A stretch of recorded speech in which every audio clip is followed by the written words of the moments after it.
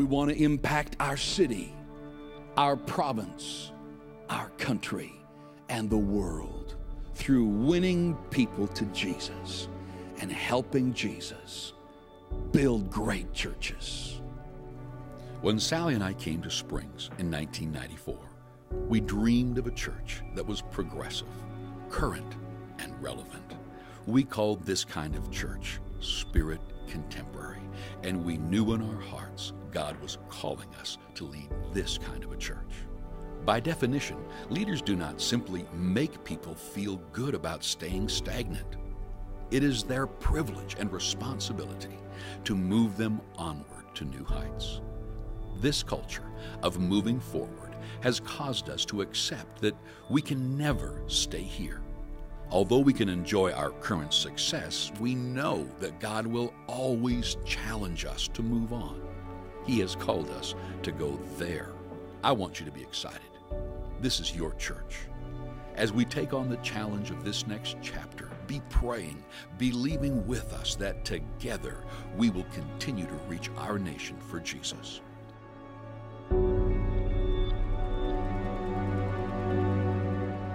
I believe in the years ahead we'll see a Springs church in every major city in Canada.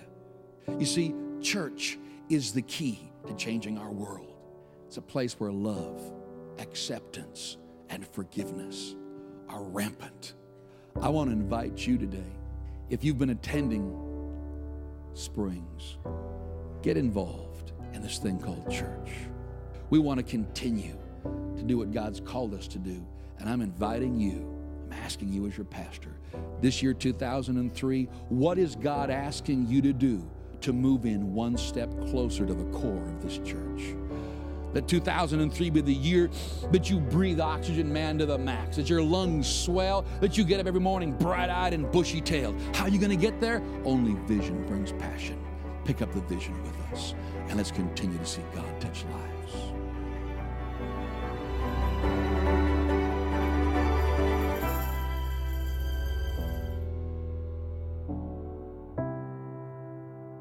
Hey, everybody. Well, I am here at 924 Heritage Drive, Southwest Calgary, which is in the middle of the city. It's a little bit south where it's a great place to be anyway, and it is a phenomenal location. Now let's take a look at this campus and the buildings that are on here. To my left, as you look up, you will see a 4-story sanctuary. In here, you'll notice it can be a great area that we can use for so many things as a church party in the summertime. Whole bunch of windows I'll show you that the foyer is looking in here at.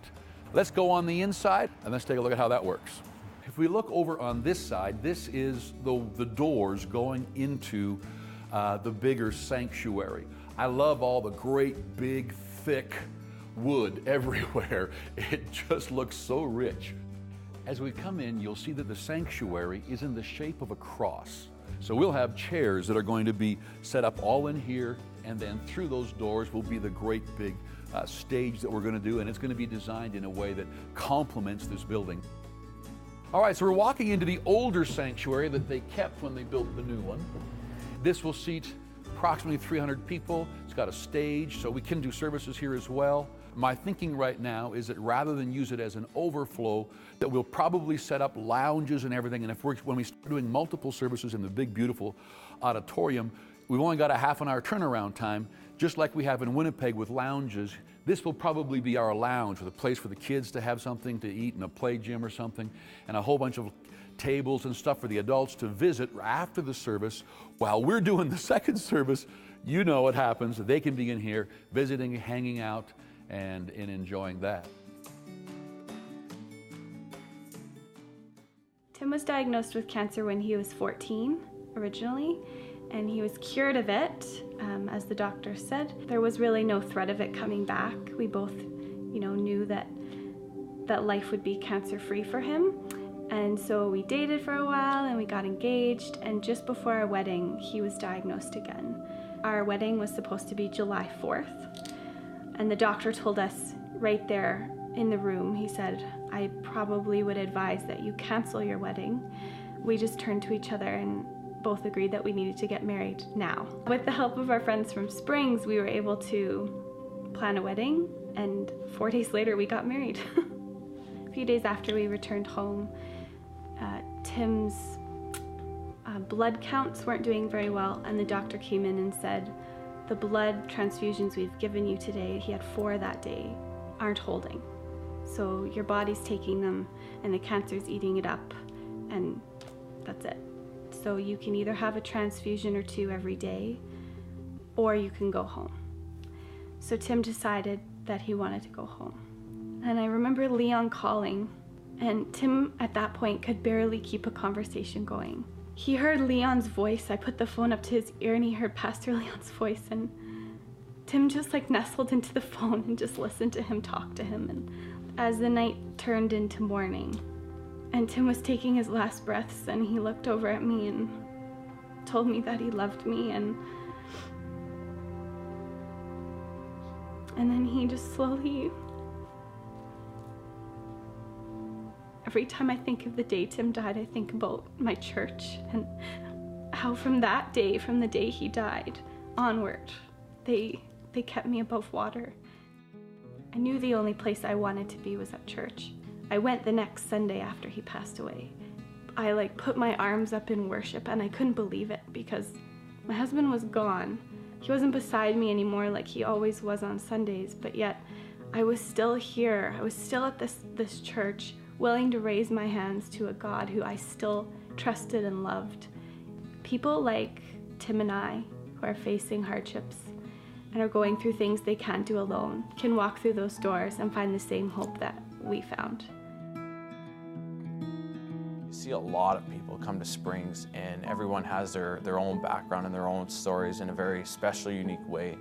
And they come to Springs, and it's so awesome to see that people can be loved the way that they are and accepted the way they are and forgive the way that they are, and everyone feels welcomed here. And I love that feeling that not everyone knows the color of underwear that I'm wearing today, because it doesn't matter.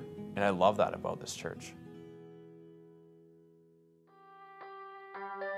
I know that if we continue to build Springs, and with the new building, build this thing to the best of our ability, we will change the future generations of this city and of the world, I guess, for God.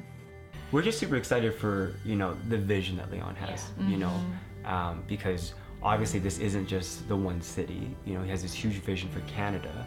And I think just being a part of that vision, being a part of planting Jesus' church, helping build his church, is such an honor. You want people to know, you want them to know that there is a better life. And then you see the young people get hooked up at Springs, and you see the life in them and the change. When you reach out and you give and you serve the community for Christ, unbelievable things happen, things we won't even understand until heaven. It is hard to really enjoy what God has for you in a church without becoming part of it, because we at the church is not really the building.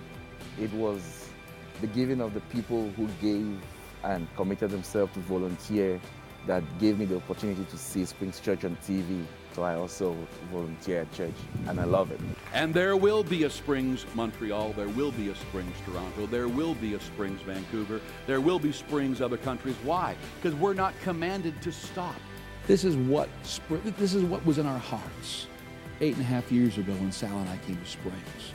God has placed within us the ability, the pastors that we need, the leaders that we need, the financiers that we need. What is God asking you to do to be more involved? What's God asking you to do to become a part of a team that's impacting our city, our nation, and our world? The vision God's dropped on Springs has become my vision, it's become your vision, and in our lifetime, we actually have a chance to impact a nation.